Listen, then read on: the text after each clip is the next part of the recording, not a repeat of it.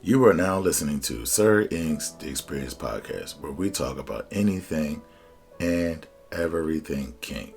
Now, this podcast is only catered to those that are 18 and above and may not be suitable for work, or as we like to say, NSF.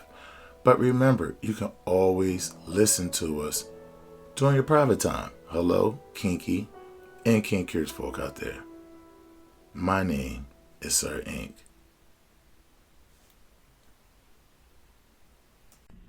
You know, life is a hard process, especially when you have family members and friends and kids and work life. And, you know, when you get your life into a place where things are comfortable, right? And things are pretty much relatively easy going, I feel like, and let me speak for my life, I feel like right now I've hit this really nice groove, right? And things are balanced. And in the midst of this balance, not like I'm looking for turbulence at all, but in the midst of this balance, am I being lazy? Am I being too comfortable? And it's not to say like I'm not enjoying the peace and the balance that I have. But can I get so comfortable in that I take my eyes off of some things and throw things out of balance just by being careless? Or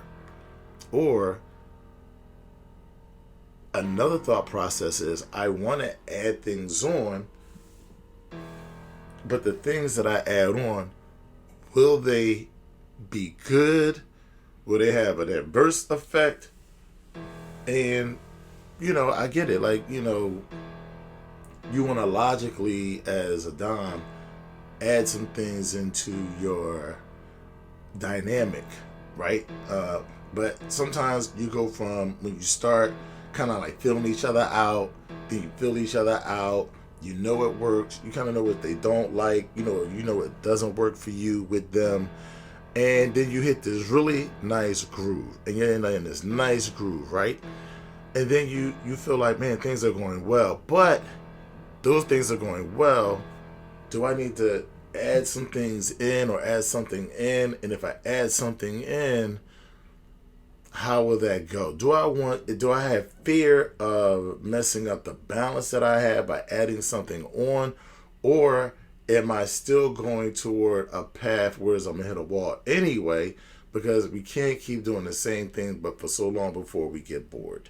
And a lot of times when you're dealing with women have very elaborate minds, and they think about a lot of things, right? Like I think we all do as human beings, but women tend to have overactive minds. You know, they are more connected with their feelings, so they could put feelings into certain thoughts, and then they got to talk themselves out of that, talk themselves down, so on and so forth. So with that being said, sometimes when you hit this really nice groove, you don't want to F that up by throwing some stuff in the mix that just does not really help, right? So one of the things I just think is an overall like number one for everybody is bringing in someone else. You know, and then when you bring in someone else, like what does that entail? Because you're dealing with three personalities, right? Dealing with yourself and the two subs that you have. And now trying to get everybody on the same accord to be harmonious is kind of difficult. But I would say that's like one of the main things that if you just look online what people say, you know, oh, you know, we got this dynamic, we bringing somebody else in, or we doing this, like, you know, it doesn't always have to include with bringing someone else on. Just because you hit a nice, comfortable spot doesn't mean it's time to add someone else in. You can add something in, right? But you may not have to add someone else in. And I think for most people that I know that are in the lifestyle that, you know, have had their submissive for a long period of time, so I would say over a year, maybe 2 years, a lot of these people, when they go to add things on, it's not necessarily another partner. You know, and so I think it's important to say that because I think a lot of people that get into the lifestyle, they automatically think that you get to this level and then it's expected to add someone else on. I've heard a lot of people say, "Well, I thought Dons should have, were able to have more than one sub." And I mean, if that's how y'all dynamic is set up, if that's how it goes, yeah. But that's just not. That's not the norm. I know online through pictures and posts and look, we post stuff we like, right? There's a lot of guys posting that kind of content that do not have more than one submissive or more than one woman or in an open relationship like that. So a lot of times, people are posting fantasy, so you got to understand that. And there's a difference between the fantasy and the reality. You have to know who you're dealing with and the things that they're open to and the things they're not open to. And those are just through conversations. I think a lot of times we allow certain things to go unsaid, and it's sort of like we'll cross that bridge when we get to it. And I think some bridges need to be talked about, early, and then some bridges can be talked about when you come to them. But I think a lot of these situations, you hash those things out, and I don't think there's anything wrong with adding things on. And like you can add things in. Maybe it's a different routine. Maybe it's some kind of toy or something that you do in a session. You can add some things on. Maybe you add some things onto her daily routine, her responsibilities, things that you're going to do the way you do them. And look, it could be hit or miss. If it doesn't work, you can always go back to what works.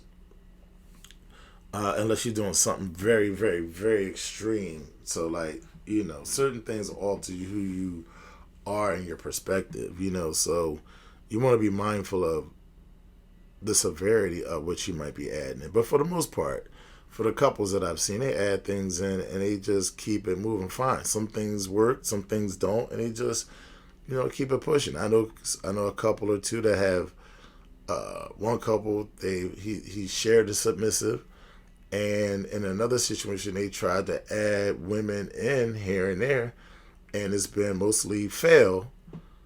But this is what her Don wants. The submissive is open to it, and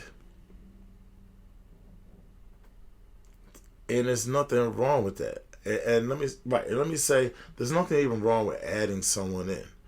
But again, it's hit or miss. You're trying to get a couple people, to be on the same page. As I've told you guys, I just think if that's what you want, you need to either both women very well, and you damn sure know it'll be a match. And those things, you'll know just through conversation with the two. You can know that for sure.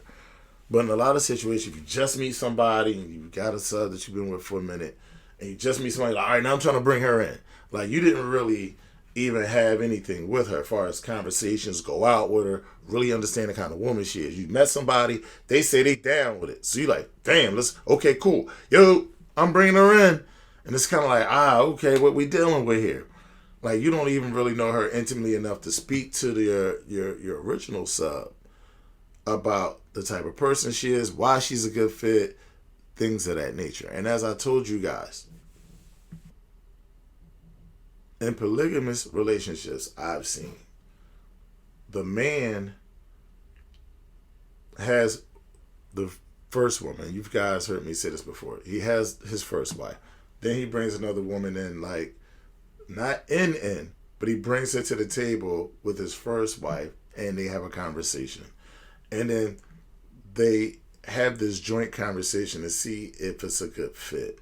It's not like he been out hanging, banging, slaying this joint for a year or so on the side, and then he's like, hey, she's in here. No. They consult on should they bring another woman in. And then they bring the other woman in, have conversation. See if it's a good fit. Let's talk about responsibilities. Let's eliminate any kind of jealousy from the door. If there's going to be any jealousy, then that needs to be discussed. Why? And what is our purpose here? Like, what is our purpose for doing this? Instead of just like, he got 2 girls. I mean, yo, I get it. Like, as a man, like, that's kind of hot. Like, you got 2 girls. All men want multiple women, though. No matter how they can have it, most men want multiple women. But I digress on that. But to speak to this, I just think you should bring a person to the table. Everybody has to be included in this process. And in particular, if you trust the sub that you have, if you trust her character, the way she thinks, the way she sees things, then it's imperative to have her be involved with this other woman, the process of it, because there are things that you may not be able to see that she can, for sure, intuitively, right? You need her for that. But you also have to know that your number one sub won't be the jealous type. And you have to know that she has some conductive reasoning. And it doesn't mean she may not have emotions of jealousy, right? Because jealousy is natural. But it's the ability to be objective and not feed that thought. And so if you have that, then you can have conversation. And really, a lot of people that are like this, it's not even that hard. What do you guys think? I think that, adding things into your relationship is great.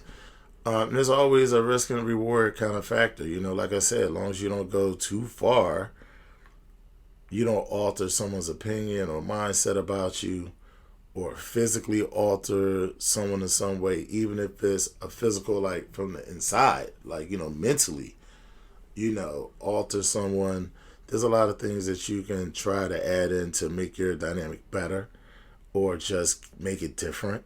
And what doesn't work, discard it and keep it moving. But don't try. Just because you try something and fail, don't feel like you can't keep trying other things. Now, again, there's always timing and tact, how you do anything. And that's what probably most of us need to work on. Approach, tact, and with thoughtfulness for everyone involved. But again, what do you think? You know who I am. Please leave your comments below. Like and subscribe. I appreciate you for listening to me this long. And until next time, you know how to find me, Sir INQ, on Facebook, Instagram, and YouTube. And you can always email me at sirinq09@gmail.com. Thank you for listening. Until next time, peace.